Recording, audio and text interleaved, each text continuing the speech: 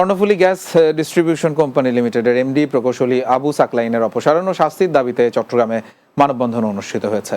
নগরীর ১৬ শহর এলাকায় কর্ণফুলী গ্যাস ডিস্ট্রিবিউশন কোম্পানির সামনে এই মানববন্ধন করে গ্রাহকরা।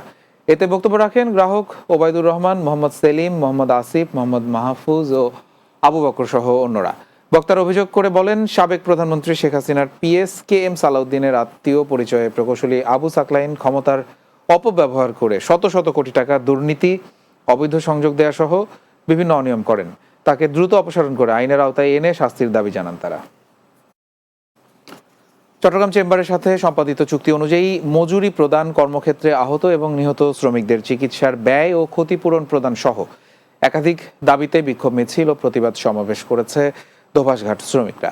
বিকেলে নগরীর মাঝিরঘাট এলাকার দোভাষঘাটে শ্রমিকদের উদ্যোগে এই সমাবেশ অনুষ্ঠিত হয়। এ সময় বক্তব্য রাখেন শ্রমিক নেতা মোহাম্মদ আলমগীর শরীফ, কবির হোসেন আলামিন, মোহাম্মদ শামীম ও মহারাজ সহ আরও অনেকে। সমাবেশে আগামী ২১ আগস্টের মধ্যে শ্রমিকদের দাবি মেনে নেওয়ার আহ্বান জানানো হয়। চট্টগ্রামে বাংলাদেশ জাতীয়তাবাদী স্বেচ্ছাসেবক দলের প্রতিষ্ঠাবার্ষিকী পালিত হয়েছে। সকালে মহানগর স্বেচ্ছাসেবক দলের উদ্যোগে এই উপলক্ষে মিছিল অনুষ্ঠিত হয়। মিছিলটি নগরীর ওয়াসা মোড় থেকে বের হয়ে বিভিন্ন এলাকা প্রদক্ষিণ করে। এতে চকবাজার থানা স্বেচ্ছাসেবক দলের যুগ্ম আহ্বায়ক মোহাম্মদ হোসেন, মোহাম্মদ জালাল উদ্দিন জনি ও ১৫ নম্বর বাগ মনিরাম ওয়ার্ডের স্বেচ্ছাসেবক দলের নেতা মোহাম্মদ রুবেল সহ অন্যরা উপস্থিত ছিলেন।